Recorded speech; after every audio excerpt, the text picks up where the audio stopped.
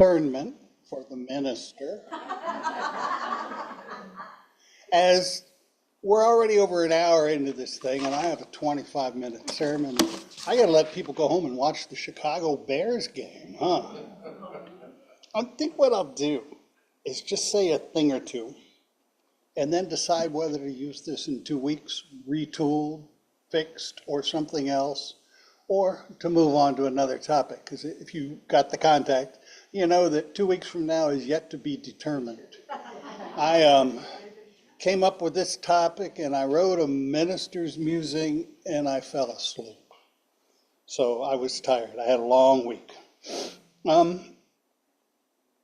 But I will give a quick précis of where I was headed. One of the questions is which story do we want to tell about our own nation?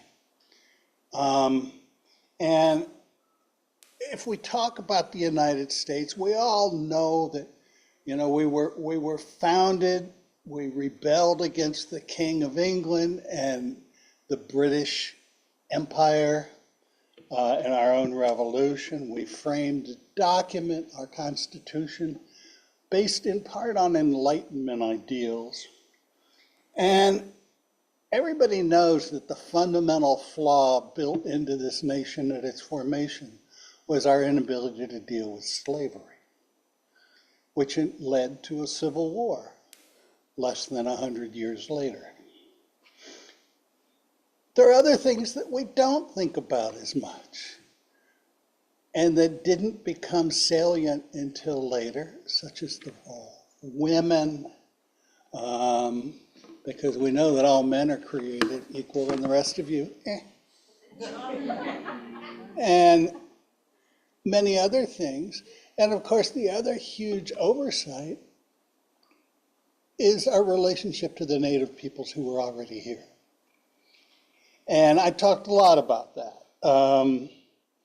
The myth is that our nation was formed on a revolution against a colonial power, Britain, and that this was an anti-colonial society.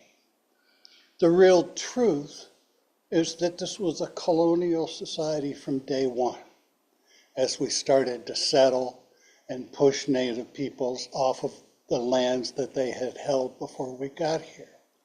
And this is what we know as settler colonialism, which is a particularly insidious version of colonialism, because unlike the kinds of colonialism that was practiced by a lot of Europe and Africa and Asia and whatever else, where they just control a country, dominate it, rule it militarily, and extract the hell out of its resources and its people, in this case, we're taking over. And it's hard to think of settler colonialism without thinking of it possibly becoming genocidal and removing the original residents from their place of living. And indeed, not strictly due to settler colonialism, but the native population of America at the time of Columbus of United States America was probably about 10 million people. We tend to think of it as uncharted, open land. And then, in good part as a result of disease and a great dying, but then as a result of our efforts, by the year 1900, we were down to well under 500,000 Native Americans living in this country. That number's since come back up to about, 4 to 7 million, depending on how we count them and how they count themselves. But things happen, bad things happen, and we need to acknowledge it, as we say in the land acknowledgement we speak every week, and we need to be really aware of what went on. And we need to be aware of the impact of settler colonialism. This congregation has spent time talking about the genocide in Gaza, which has been playing out on our television screens. And at the same time, I'm as worried about the settler movement on the West Bank in Israel and what that entails for the future. So that's something to think of as a possible learning from our own failures or successes, depending on your point of view. And of course, the other story that went on at the same time is the story of how we did handle the African American population, bringing them in as enslaved persons, and then running a they called it that peculiar institution, because it switched from purchasing a labor force to a different kind of an economic investment, where actually the breeding and selling and owning of slaves was more important in many cases than the work they performed. And in many plantations, the wealth derived from slavery far outpaced the income earned from the agricultural products. And when that finally caved in, there was a brief respite where some advances were made, but not too many, because basically emancipation dumped 4 million people without any personal resources into the workforce and into the population, into the economy. And people had to scrap for what they were doing. And then, as soon as the military left the South, the states in the South quickly created Jim Crow segregation, other ways of oppression and holding down the African American population, keeping them from access to many important goods. And it was enforceable not just by law and not just by tradition, but by violence and lynching and the threat of violence. And that went on for mostly 100 years.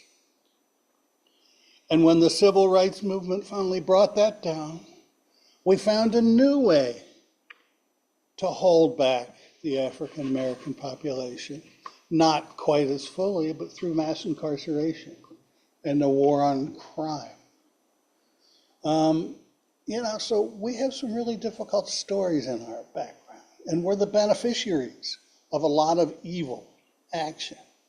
And we need to think about how to hold it. And my bottom line is, you cannot feel shame personally for the actions of your ancestors, for the shameful actions of your ancestors.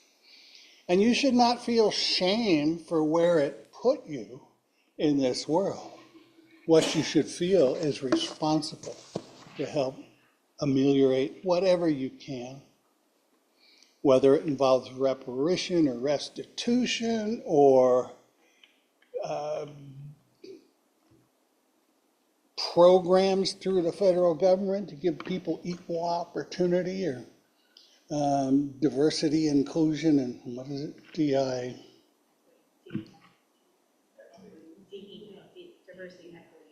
DEI. DEI, I'm sorry, my brain isn't working. DEI, diversity, equity, inclusion, of course. And, in that kind of thing. And the fact that they're working so hard to repress history because they don't want people to know these things or think the narrative of these things. They really are trying to change the American narrative to one of success, glory, manifest destiny. We're the people who saved the world twice during the last century. We're going to go forward and do that more. That's what I was talking about. It's not happy stuff. I don't know that I should talk about it. Anyhow, we should think a lot about the culture and the heritage and the obligations we owe to all the cultures that are different than our mainstream culture, that are part of our makeup, as well as those being brought in by the immigrant groups. And